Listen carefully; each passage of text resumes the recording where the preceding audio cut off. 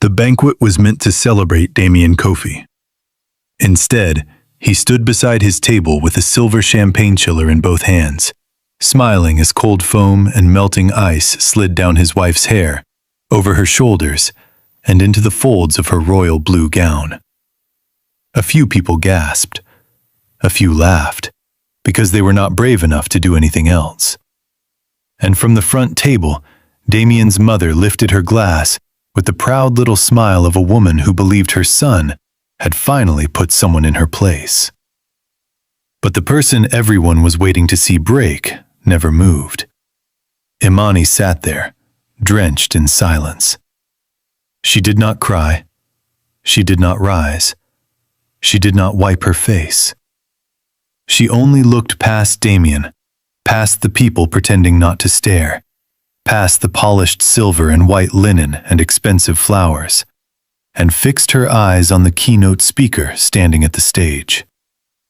That was when the man at the podium went still, because he knew her. And in that one suspended moment, before anyone understood what was coming, the room stopped belonging to Damian. It belonged to the woman he had just tried to erase. If stories about quiet strength, public betrayal, and the kind of justice that arrives without shouting are your kind of stories, take a second to like this video and subscribe. Because what happened next did not just ruin one man's evening. It rearranged his entire life. The Sapphire Legacy Fund's annual banquet was one of those nights where power wore perfume and diamonds. 380 guests filled the grand ballroom of the Bellamy House Hotel in Charlotte. Crystal chandeliers hung overhead like frozen fire. Waiters moved in white gloves between round tables dressed in ivory cloth. A string quartet played near the far wall.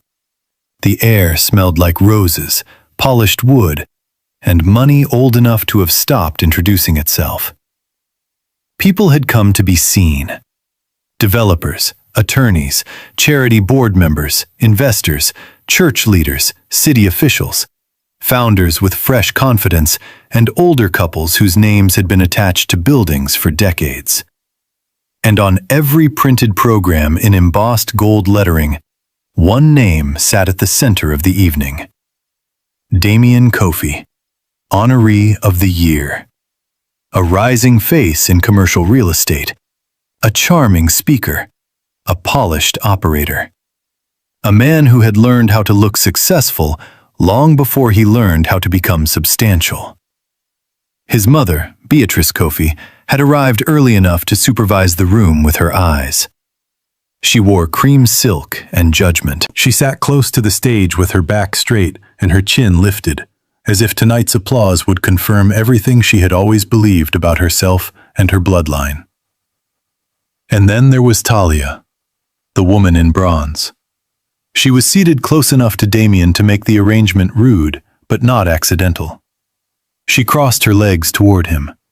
She leaned into his jokes.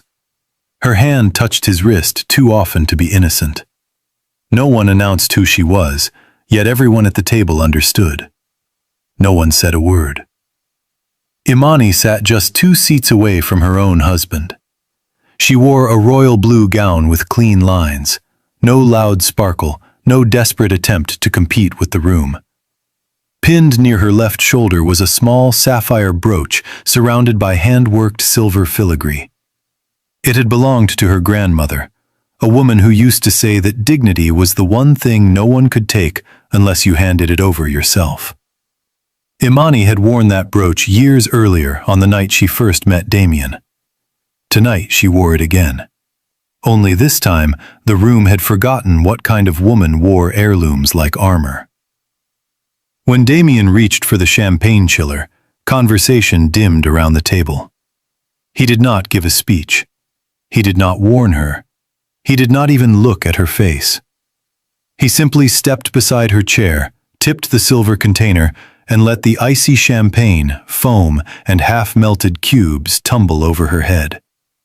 The liquid struck the crown of her hair, ran along her cheeks, soaked the bodice of her gown, and spilled into her lap.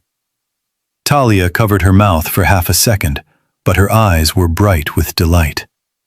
Beatrice gave a slow, approving nod. Somewhere near the side aisle, a fork hit porcelain. The quartet stopped in the middle of a phrase. Damian lowered the empty chiller onto the table and leaned close enough for nearby guests to hear him. "Maybe now," he said, "you'll stop pretending you belong in rooms like this." Talia laughed first, then Beatrice, and the rest of the ballroom did what cowardly rooms often do when humiliation is dressed in elegance. It froze. Everyone waited for Imani to shatter. But she did not. Cold drops slid from her jawline to the tablecloth. Her lashes were wet. Her dress clung heavily to her knees. She looked like a woman in the center of a storm who had already walked farther through pain than anyone in the room could imagine. Slowly, she touched the sapphire brooch. Then she lifted her gaze to the stage. At the podium stood Obina Adewale, founder and CEO of Meridian Systems, the evening's keynote guest. A man whose company had become one of the most respected logistics technology firms in the country. He had not moved. His hand was still wrapped around the microphone stand. His eyes were locked on the woman Damian had just humiliated, because he recognized the brooch. And more than that, he recognized the person wearing it. Damian missed the shift entirely.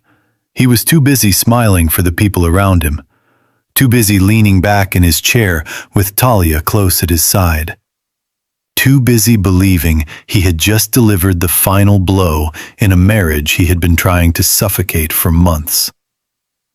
What he did not know, what none of them knew, was that this night had not slipped out of Imani's control. It had entered it. Years before the banquet, before Damian learned how to collect expensive suits and public praise, Imani Bello was already the kind of woman who changed